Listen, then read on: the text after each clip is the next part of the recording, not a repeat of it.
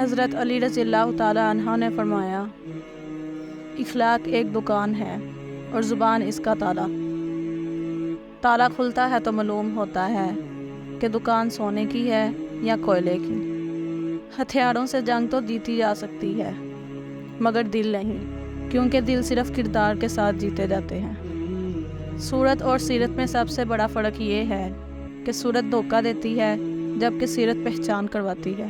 دنیا میں ہزار رشتے بناؤ لیکن ایک رشتہ ایسا ضرور بناؤ کہ جب ہزاروں آپ کے خلاف ہوں تو وہ ایک آپ کے ساتھ ہو۔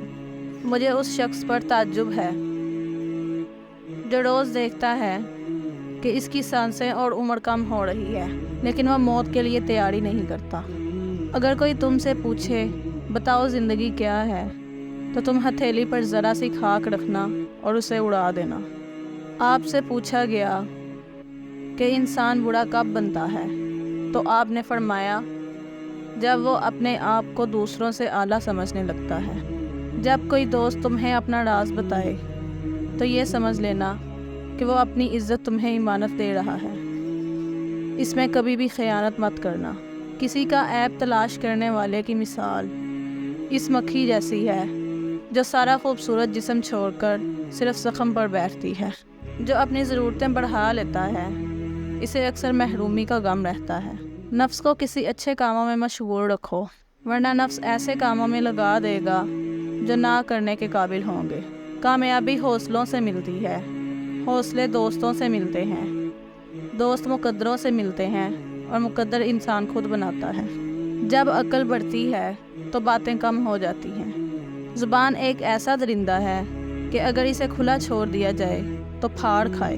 جو شخص سجدوں میں روتا ہے اسے تقدیر پر رونا نہیں پڑتا۔ 3 چیزیں ایمان کو تباہ کر دیتی ہیں: امیر دل کی محفل، عورتوں کی محبت، جاہلوں سے بحث۔ رشتوں کی خوبصورتی ایک دوسرے کی بات کو برداشت کرنے میں ہے۔ بے عیب تلاش کرو گے تو اکیلے رہ جاؤ گے۔ ایسی غربت پر صبر کرنا جس میں غربت محفوظ ہو، اس امیری سے بہتر ہے جس میں ذلت و رسوائی ہو۔ دوست کو دولت کی نگاہ سے مت دیکھو، وفا کرنے والے اکثر دوست غریب ہوتے ہیں۔ انسان کے کردار کی 2 منزلیں ہیں: دل میں اتر جانا یا دل سے اتر جانا۔ جو تمہارا غصہ برداشت کر لے اور ثابت قدم رہے تو وہ تمہارا سچا دوست ہے۔ جو شخص موت کو یاد رکھتا ہے وہ تھوڑی سی دنیا پر بھی خوش ہو جاتا ہے۔ حضرت علی رضی اللہ تعالیٰ عنہ نے فرمایا، نامکمل علم فساد پیدا کرتا ہے۔ ہمیشہ سچ بولو تاکہ تمہیں قسم کھانے کی ضرورت نہ پڑے۔ دنیا میں بہترین انسان وہ ہے جس کے لیے کوئی روئے اور بدترین انسان وہ ہے جس کی وجہ سے کوئی روئے۔